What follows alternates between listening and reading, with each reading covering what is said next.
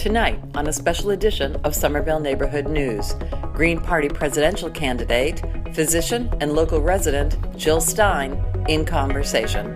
Coming up now on Somerville Neighborhood News.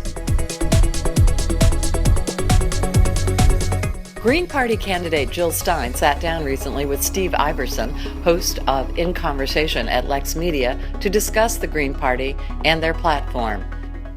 You know, the Green Party is mainly, I'd say it is the alternative to establishment politics that so many Americans deeply object to and are looking for alternatives for. We are the one non-corporate sponsored national party out there. That's sort of, in a way, that really defines our mission and our universe, to be a party of, by, and for everyday people, not a party sponsored by predatory banks, fossil fuel companies, and war profiteers, insurance executives, etc., who are the funders of the establishment parties. Gotcha. And the general goals and aims of the Green Party, beyond what you've just said, might include what? What sort of changes would the Green Party like to see happen in this country? You know, I think it's fair to say that everyday people are having a really hard time. We're told we're in a recovery, but actually for most American families it's an emergency. We know that 1 out of every 2 American families is now either at the poverty level, below it, or just barely above it. And that's according to the Census Bureau and other, reputable organizations. Average wage is right now just barely above poverty level. So Americans are having a hard time. The costs of health care and housing are skyrocketing. An entire generation of young people is in debt. That's 40 million people are in debt, and the jobs aren't there to pay it back. We're told, that the unemployment is down, but most of the jobs since the crisis of 2008, most of the new jobs are low-wage, part-time, and temporary jobs. So young people are hard-pressed to pay their rent, let alone pay back the loans. So they don't have a future. Meanwhile, we have this expanding war on terror that has been such an unmitigated disaster, has cost the average household in the US of A has paid $75,000 for this war on terror. Right? $6 trillion, $75,000 per household over the past decade. Yet we are less secure than we were at the outset. And effectively, this bombing and shooting up of terrorists gets lots of people, in the crossfire. Far more are killed than are intended. And when you knock off a terrorist, you've got 10 to replace them. And that's basically what's happened here.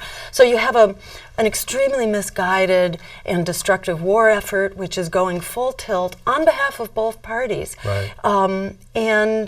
In addition, we've got the meltdown of the climate and an economy which is really going in reverse right now.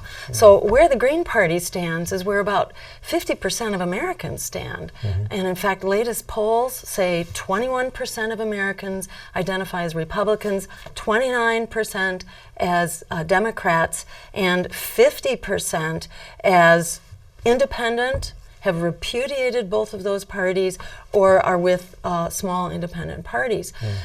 So our job, our mission, my purpose as a candidate is to lift up the urgent needs of everyday people and the real solutions that are available to us right now to cancel student debt. We canceled debt for the bankers who got us into this mess. That's a good point. Why not for the young people who've been victimized by the waste, fraud, and abuse of banking and Wall Street? We bailed them out to the tune of $17 trillion.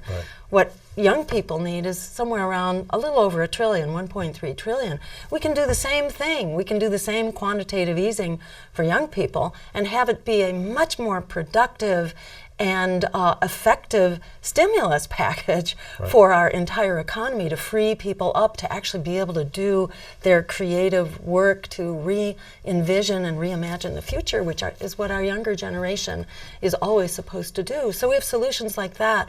We're calling for a Green New Deal, which would solve both the economic crisis and the climate crisis in one fell swoop. It's outrageous that this is kept off the table. We have a climate emergency and we have an economic emergency, and the conventional wisdom is that you got to choose one or the other.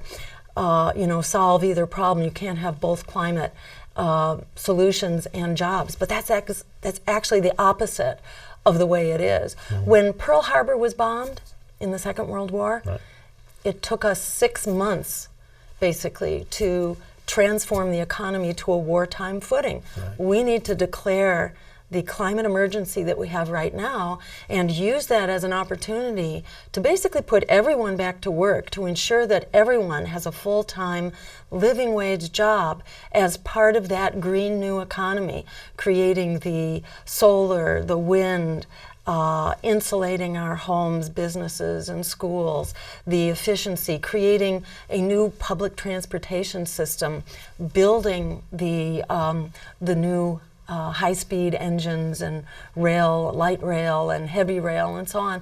We can be the builders of this economic transformation, solve our economic crisis at the same time that we solve the climate crisis. It's simply a matter of casting off the chains of the status quo interests, the big money of fossil fuels and right, nuclear, that basically have a stranglehold on our elected officials and both of our political parties. The third piece we would put into that, by the way, mm-hmm, so we talk about clean energy and about public transportation, mm-hmm, and also creating a food system, a sustainable, healthy food system, not a GMO, industrialized Frankenfood system, right, which is very dangerous for biodiversity,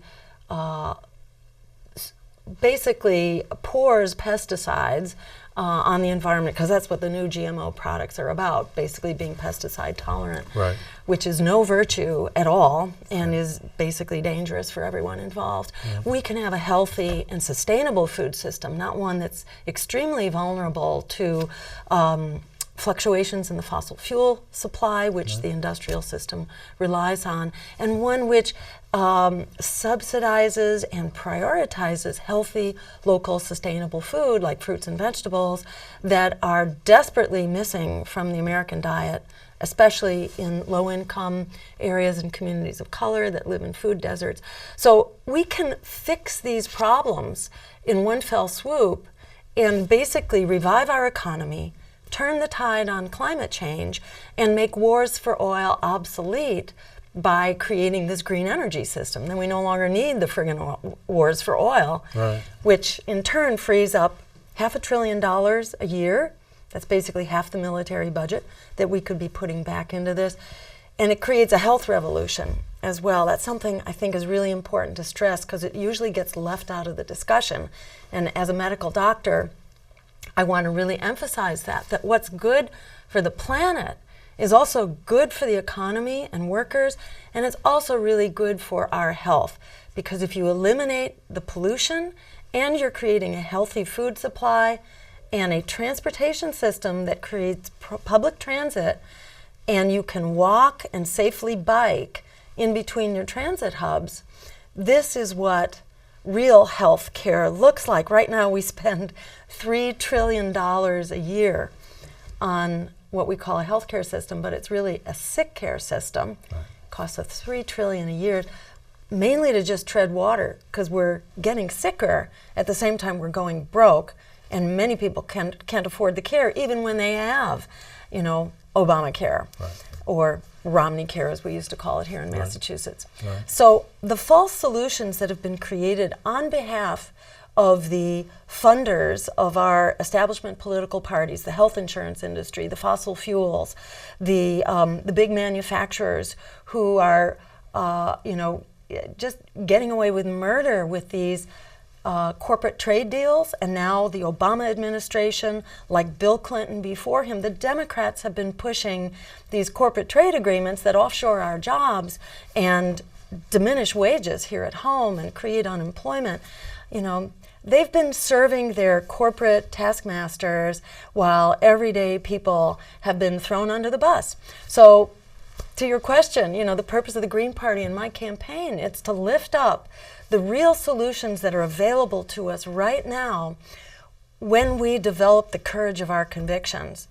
Because, as those numbers pointed out, we have more than enough numbers, if people actually had the courage of their convictions and stood up, that we could win this race right now. In fact, my campaign is the only campaign that will cancel student debt. We've been advocating for free public higher education for at least 15 years, really as long as the Green Party's been around. Right. Now the other parties are starting to catch up on that, and they've adopted our agenda on free public higher education, and that's great. But at this point, we are the only ones that will cancel student debt.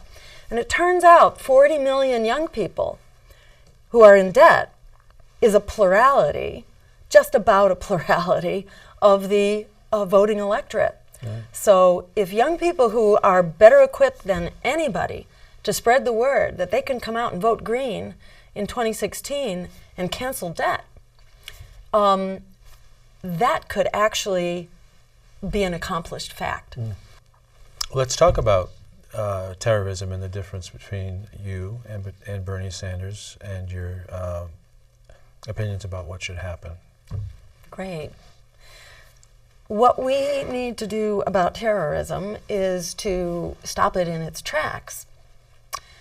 Now, the conventional wisdom, which flies in the face of the last 10 years of our dreadful experience, but the conventional wisdom that continues to be drummed into our heads through the corporate media and through both political parties and all of the candidates, all, with no exception, to some extent Rand Paul, but he's bought into this war thing as well now.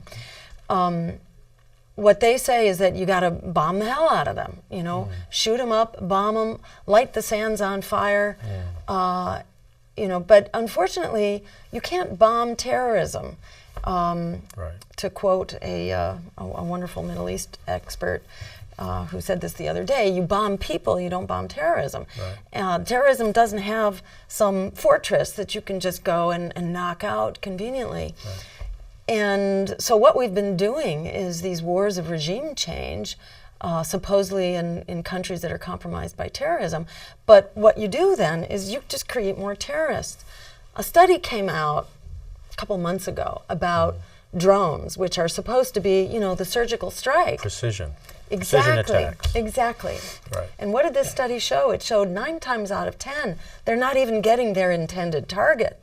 So they're killing as many, 9 times more of the wrong people than they are of their desired targets. However, even their desired targets are essentially assassinations, which we should not be conducting anyhow, which is a terrible violation of international law and gets us into trouble. There's supposedly a kill list in the Obama administration. And there's Terror Tuesdays where we decide who we're going to assassinate next. This is absolutely shameful and a disaster and a dismantling of the whole architecture of international law, which is what our foreign policy should be based on: international law, human rights, and diplomacy. We have a foreign policy that's been based on, pure, brute military might and economic domination.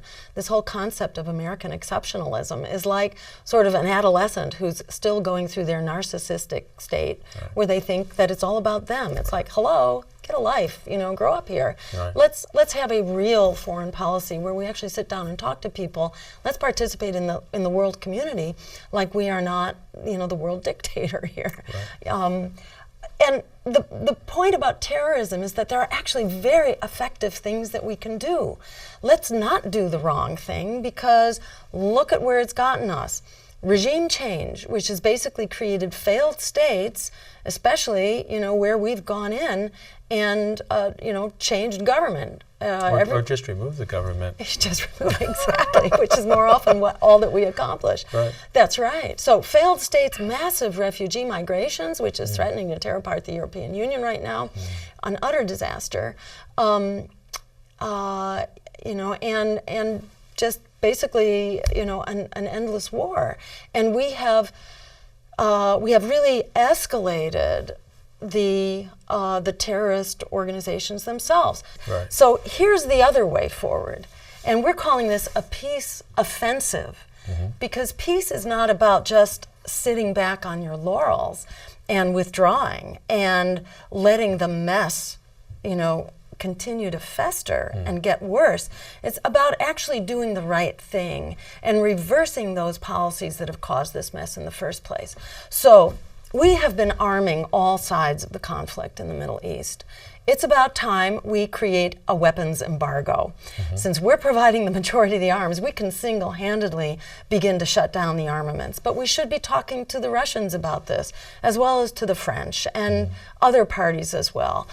So we can lead the way in an international arms embargo to shut down all of the fighting in the Middle East.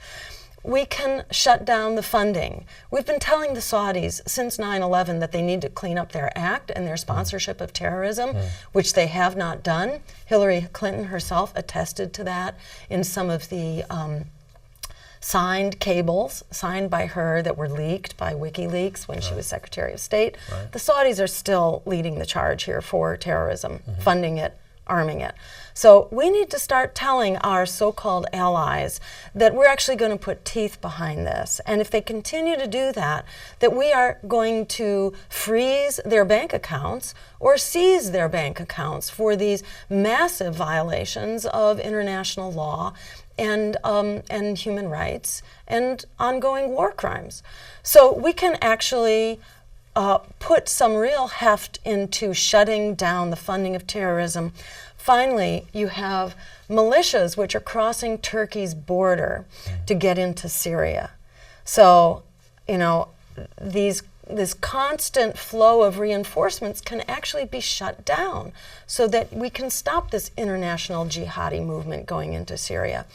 And Turkey is a member of NATO, so they need to act responsibly. And if their membership in NATO needs to be put on the line. And, they need to understand that there will be consequences if they don't shut this border down. Same thing goes with their bank accounts, because they too are among those who are shipping arms to terrorist groups, including in Syria. And finally, there's the oil that ISIS sells in order to support itself. The Green Party and you would like to see emissions cut to zero by 2030. That's right. Which means we need an emergency program. When Pearl Harbor was bombed at the outset of the Second World War for the U.S., we did not have, airplanes. We didn't have ships. We didn't have anything to fight a war with. We were essentially 0% of our GDP was focused on war and militarism. Right. And we went from 0% to 25% of GDP in 6 months. I mean, this is staggering, and it shows what we as Americans can do when we are faced with a national emergency. It can be done. Absolutely. And I think we need elected leaders who recognize the seriousness of this problem. As Jim Hansen pointed out, we're at risk for losing all coastal cities, and the mass of population, somewhere around a third to a half of population that's concentrated around those cities. We're at risk for losing them, not to mention our nuclear power plants that are often in coastal locations. Right. Once you get into massive breakup of your ice sheets, it's not like it's a slow melt, it's a tumbling into the sea of massive amounts. And so you see a very rapid, you'll see a series of tsunamis that basically don't retreat. Right. Are there other countries that seem a little bit closer to the conditions that you would like to see here as the result of the changes you've discussed? Absolutely. And I mean, you can even look at China. China has begun to turn the corner, and they still have a ways to go, but they've just adopted this whole new economic model. In fact, I did a forum with the deputy lead negotiator from China at the COP. That was at the climate change conference? Yes, it was. And in fact, the link to that will be on our Facebook page, which is Dr. Jill Stein, and that's DR with no period. Jill Stein is our Facebook page. And Jill2016.com is our webpage, so people can go there to see actually a video of the whole forum that we did, not only with the deputy lead negotiator from China, talking about what our two countries could do, but also with the indigenous community that was also there doing a panel talking about how we actually have the capacity to solve this right now. So China's adopted this model, a new model for economic development that no longer prioritizes growth and GDP. Instead, they're calling for conversion to an ecological economy that is an economy that's sustainable. And they show, where their economy is right now shows what happens when you just go for growth and that alone. They're now having all these red alert days. You can't breathe in Beijing most days. Exactly. And now they have these alert days where they call off school and everybody stays home from work. They can't go out. Right. So, that's where we're going. But instead, they're calling for massive investments in solar and wind. Right now, their policy is still, it's got a ways to go because they're still looking at developing to catch up to industrialized nations, to bring up their standard of living, get people out of poverty. And they're not going to start to cut their fossil fuel emissions till 2030, but they need to do it starting now. So we hope to continue to have an ongoing dialogue with the Chinese, which was really very exciting and wonderful. But you can look at countries in Europe, for example, in Denmark or Germany, where the majority of their energy use now on a sunny day is coming from solar. And,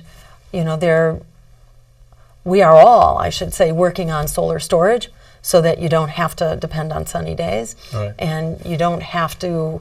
Right now, wind tends to blow at night and sun shines during the day, and you alternate, but we need to store all of that. And Sure. fortunately, Tesla, the electric car, has developed a whole new battery, which will soon be available for home use and for distributed, cheap energy. And the price has gone down enormously to where solar is just about competitive right now with most forms of fossil fuel. This is a common criticism of solar power. You can't use it at night.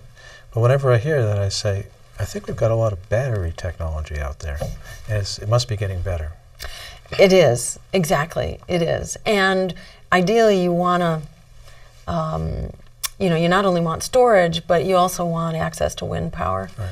And so that when you don't have solar, you can draw on wind. But Right. we have batteries which are actually being field tested right now that permit, round-the-clock storage. So that problem is going to be solved. Mm-hmm. And when you have large national investments like what China is doing and what we should be doing, then you have kind of critical mass to make those breakthroughs. I wanted to ask you about immigration and some of the ideas that have been put forth by candidates. Donald Trump, in particular, has had some people might say outrageous things to say, depending on your own beliefs, about immigration, about sending people back to Mexico, about building a wall. What are your own thoughts about that, and about where things stand now and what might be helpful? Great. Yeah, I think we're seeing Donald Trump and many others seek to, what shall we say, seek to benefit by whipping up fear and hate.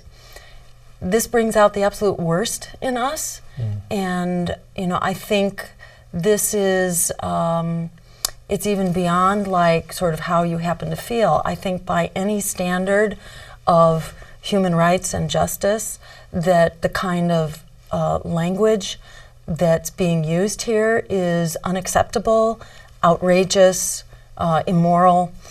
This is nothing short of demagoguery. This is, I think, dangerous. It's very dangerous because, hate is a bad thing, but at a time when so many people are very insecure and we see people really struggling to survive economically, it's not hard to demonize certain groups, vulnerable groups, to demonize them. You know, the minute we stand up with the courage of our convictions, we not only have the solutions, we have the vision, we have the values of the American people who support these issues.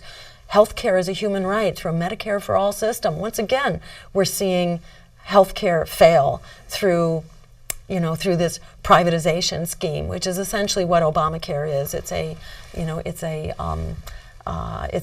bonanza for health insurance companies and pharmaceutical companies. The law forced every citizen to become a customer of a private insurance company. Exactly. That's what it did. And yet, when you needed care, you found that that little piece of paper that you were so proud of actually has enough holes that you can drive a hearse through. High deductibles, high monthly costs. Exactly. And medical bankruptcies have not been reduced one iota, not under Romney Care here in Massachusetts and not under Obamacare nationally. And the whole system is failing now, as it was really designed to do, because many of the financial supports are not kicking in.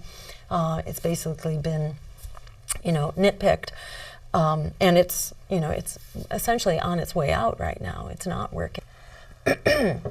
So, as you probably know, one of the virtues of single payer is that it actually pays for itself. It's like the Green New Deal, which pays for itself in reducing military costs and reducing healthcare costs, because we all get so much healthier. Under a single payer system, we save so much money by eliminating the high costs of the middleman, the CEOs, the advertising, the competition between private insurance companies, and the outrageous profiteering of not only the insurance companies, but especially the pharmaceutical companies. Yes. We've saved so much money that it's enough to actually cover everybody, from prenatal to the grave, full coverage across the lifespan, but also full coverage, including all those things that get left out now, like your eyeglasses or your hearing aid or your mental health or your reproductive health care. Everything gets covered. So, that is another reason why we feel it's so important for us to reject the propaganda that tells us we are powerless, that we are, that it's hopeless, that the solutions just aren't there. This is a system, this is a house of cards that's waiting to collapse. Okay. It's very important for us to stand up now and get on the record and start building a force that will continue to grow, not only a political force, but the social movements for health care as a human right, for climate, for abolishing student debt. Okay. These are the movements that are there. They need a political voice. That's what the Green Party's about, and that's what our campaign is pushing forward. So I encourage people to just have the strength of your convictions. Don't be talked into hopelessness and powerlessness. Stand up for what we actually deserve and that we truly need if we are to survive even decades into this century. Okay. Well, thank you so much for coming on and for talking. And I wish you the very best with your campaign and with your activism.